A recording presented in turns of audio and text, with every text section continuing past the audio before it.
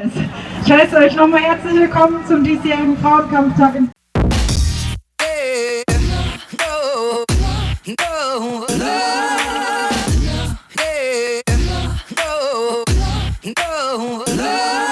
Hello everyone, my name is Bonnie. I am an exchange student here in Germany right now. I'm from Boston. I'm sure you guys saw the number in the beginning of this video, the number 125. That symbolizes the number of days I still have left until I get back home to Boston. These videos I'm going to be making are just supposed to be a daily vlog style sort of video series about what I do on a day-to-day basis, all the while also discussing politics, news, current events that I go to, things like that.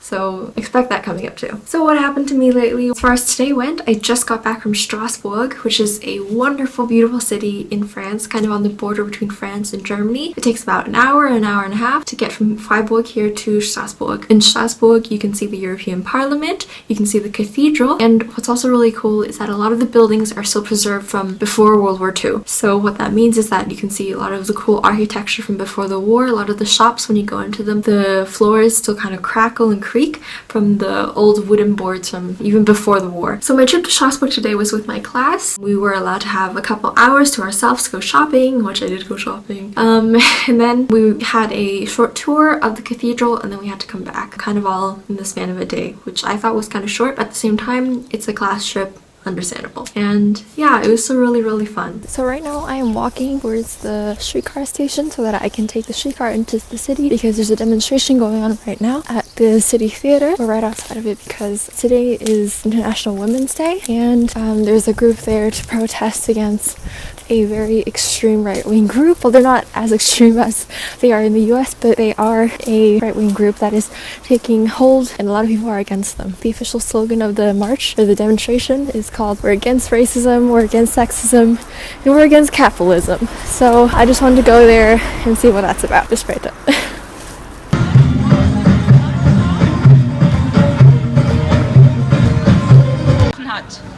Frauen zu entlassen ist sozialverträglicher als Männer zu entlassen. Denn die müssen ja eine Familie ernähren. Frauen etwa nicht? Frauenunterdrückung des Gesellschafts. Warum brauchen wir, um einen Menschen beurteilen zu können, die Kategorien Mann und Frau? Um zu wissen, wer stärker ist, wer das Geld verdient, wer... The demonstration is still going on, but I've got to leave because it's getting pretty late. All we did was basically just walked around the city. Yeah, it was really exciting. They shut down a lot of transportation just for the demonstration. I was actually kind of surprised because usually during demonstrations, especially in the US, it's always a bit dangerous to do it, especially if you are a teenager. For example, with the huge Boston walkout thing, I saw on my friend Marie's Facebook page that a lot of high school students were also arrested. But in any case, I actually felt pretty safe walking around because of the police. The thing is, today when we were protesting, it was actually in front of where the AFD, or the so-called right-wing party I was talking about earlier, that's where they are actually meeting, and that's why I think you heard just right there. I think they may have just got out of the meeting. What's been happening is that in Baden-Württemberg, the region that I'm living in, they're having their Landtagswahl, which is basically, you know how every state has a senator and a congressperson that's representing every part of the state.